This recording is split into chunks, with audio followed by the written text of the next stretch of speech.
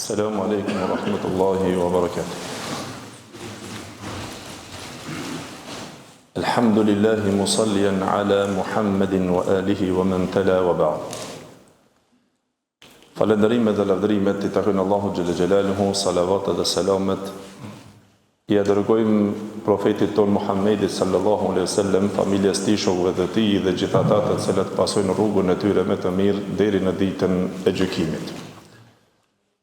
Të nderuar vëllezër, fillimisht falenderojmë Allahun xhalla xhelaluhu i cili na ka tubuar në shtëpinë e tij e për të qëndruar pranë tij, duke shijuar fjalët e tij dhe duke u munduar që të qëndrojmë në sejdë sa më afër tij, që shpresojmë që Allahu xhalla xhelaluhu të na i ketë pranuar leximin e adhurimin e agjërimin e të gjitha veprat e mira të bëra në këtë muaj, ashtu sikur që shpresojmë që Allahu xhalla xhelaluhu mos na privon nga arritja më e madhe e natës së Kadrit, për arsye se ajo është cili që duhet të arrijmë ne të gjithë. Dhe se gjithë kjo përpjekje që na mundohemi, qëllimi është që të kërkojmë e të arrijmë ato e cila është më e vlefshmja, pra nata e Kadrit. Allahu na mundsoft të gjithëve që të arrijmë. Pastaj radha është që ta bëjmë një pyetje, apo? Një pyetje të vitit të kaluar që e kemi pyetur gjithashtu për vitin tjetër të kaluar. Do të thonë, është një pyetje që është e njohur dhe e dini, e keni ndëgjuar, përsëritëm në vitin e kaluar.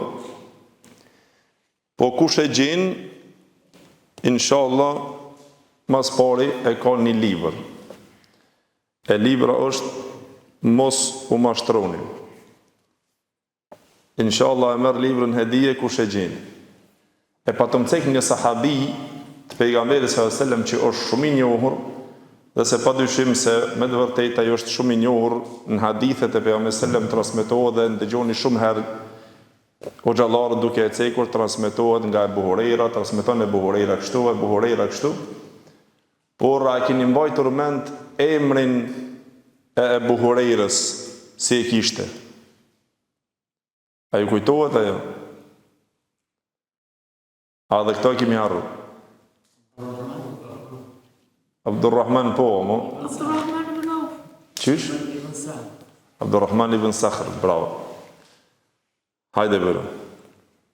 Po duesh edhe emrin e nonës me gjithë, se kemi pyet edhe emrin e nonës ata. Ama merre libër, ma se emrin e gjete, emrin e nonës a di dikush, pa të më treguar në ngjarje edhe për nonën. Umejme bintu Sabih. Tamam. Çka do t'japim tash? Tamam, vjen pyetja tjetër atë. Pyetja tjetër ka të bëje me Kur'an. Kush e di emrin e surës që recituam deri tani në namaz? Ha? Jo. Surja Nahl, kush tha? Jo, sti. Ka dalë për ta marrë 3 xhuzat e fundit, cila është surja që i vjen para kësaj sure. Atëherë ta merr tjetër koshjes. Bërë. E kush tregon se çfarë kuptimi ka emri i surës Nahl? Çka do të thotë surja Nahl, emri? Surja e kuja? Ha? Bilingonës jo. Surja e bletës. Dhe me thonë surja e bletës. Nahl për surja e bletës, më përatë Allahu xhalla xhelaluhu, pra këtu i ka dhe me thonë të gjitha ato begatit të cilat i përmend, dhe është sura e lezetshme shumë.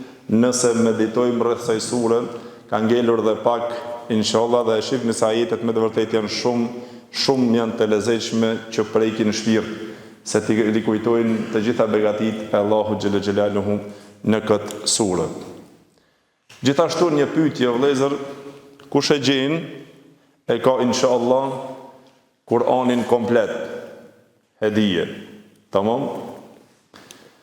Pyetja është kështu. Kjo është pyetje e re tash.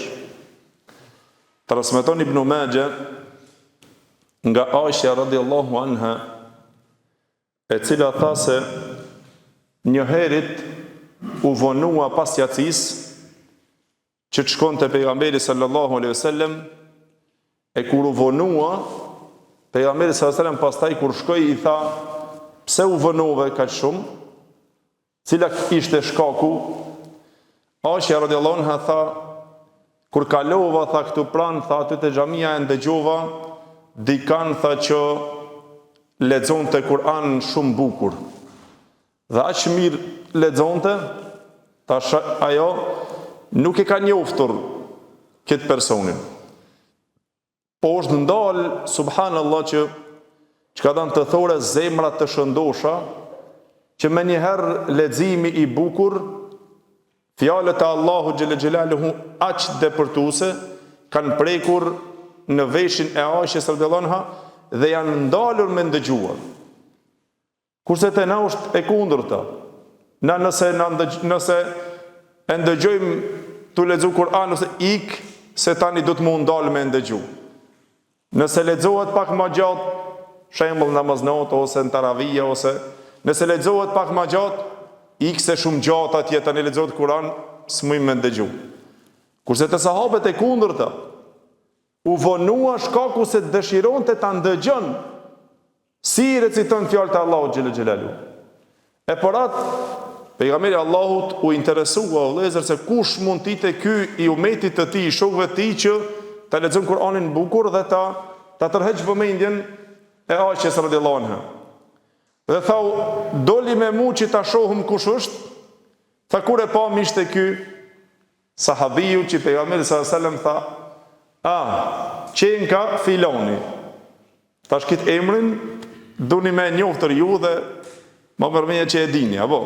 Abdullah ibn Mesudi? Jo. Selim? Pejgamberi sallallahu alajhi wasallam tha, elhamdulillahi alladhi ja'ala fi ummeti mithla hadha. Falënderimi i takon Allahu xhelle xhelaluhu që ka bërë në ummetin tim sikur ky person. Kush është? Si? Salim ama Salim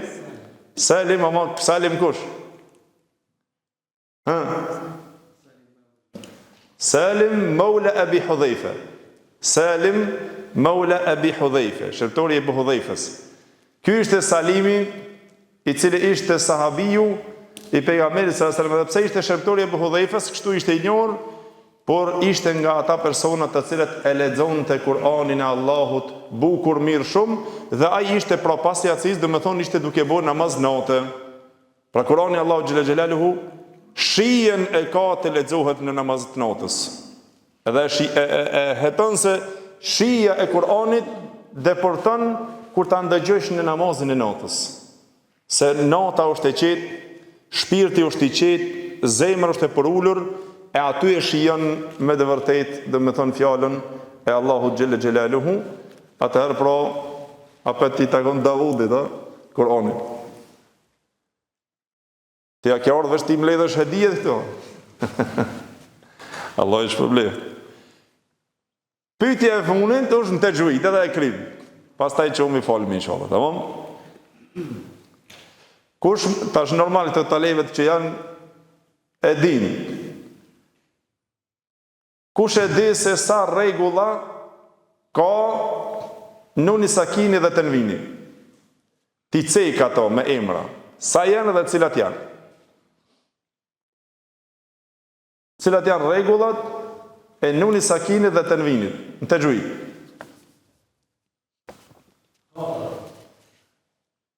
Cilat janë jos? Bravo. Ta më uër, dërgoja. Allah ju shpërbleft. Allahu ju shpërbleft, Allah ju nderoft. Atëherë quam inshallah të bëjmë edhe pak ibadet, edhe paraqit një zemrat para Allahu xhelle xhelaluhu, lutni në sejdë Allahut çka t'ju don shpirti.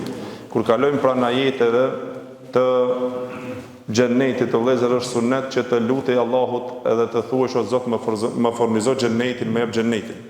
Kur kalojmë pranë ajeteve të xhehenemit të thuash o Zot më mbroj nga zjarri i xhehenemit, e kështu me radhë çomi të shijojmë edhe pak adhurim Allahu i shpërblet.